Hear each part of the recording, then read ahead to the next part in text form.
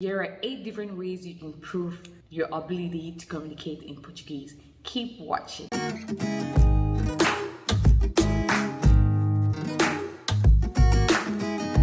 Hey guys, welcome back to my channel. It's your girl Mills and back with another video. Today I'm going to be talking about all the different ways you can prove your ability to communicate in Portuguese. Portuguese language proficiency is one of the most important requirements at the time of naturalization. Before 2019, this particular requirement was being tested at each federal police unit at the time of application for your naturalization. But when 2019 came, and the COVID-19 came. When the COVID-19 came into place, because of social distancing, the Brazilian government came into place and agreed that the only proof of language proficiency at the time of naturalization was the Celpebras exam. The Celpebras is written only twice a year, making it difficult for many people who have all the requirements in place, but only the language proficiency. They will have to wait to do this exam in April and October, and this made the number of people who had to take this exam to massively increase. First, there were no scheduled times or appointments for people to register for this exam.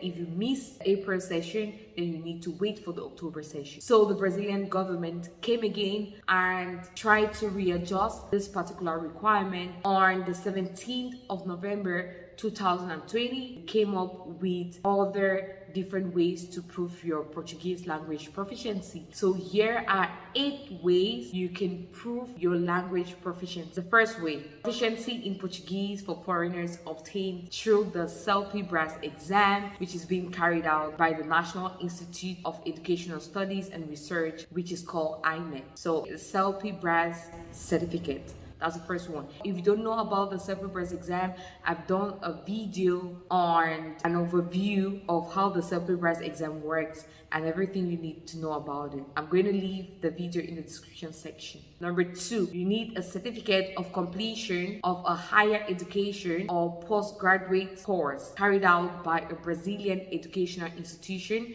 which is accredited by the Ministry of Education. So if you have undergraduate degree, master's degree, PhD degree by a Brazilian university, be it public or private, that's accredited by the Ministry of Education, then you meet the requirements. Number 3, if you have a certificate that proves that you passed the bar exam, which is carried out by the Federal Council of Brazilian Bar Association, then you also meet this requirement. Number 4, you need a certificate of completion with good results of a Portuguese language course aimed at immigrants at a higher education institution accredited by the Ministry of Education, and this must be accompanied by an academic record showing all the program's content and the training that was carried out. So not only the certificate, you should have a certificate and an academic transcript. That's what it means. The transcript should show all the things that you learned during the course and the scores. That's it. You can look for any university that is being registered by the Ministry of Education,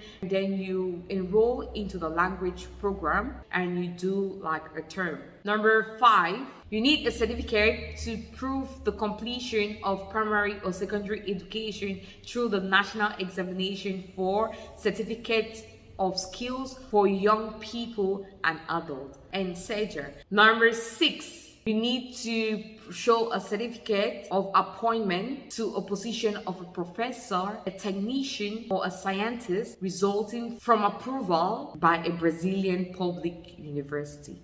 So if either you're a professor, you're a technician, or you're a scientist, and you have a position that is in approval by the Brazilian public university, then you also meet this requirement. Number 7, you need an academic record or an equivalent document that proves the completion of an elementary, secondary, or supplementary education course taken by a Brazilian educational institution recognized by the competent Department of Education. Or 8, a medical course diploma revalidated by a public higher education institution after approval obtained in the national exam for revalidation of medical diplomas, which is usually issued by a foreign higher education institution, and it is revalidated by INEC. Here are the different ways you can prove your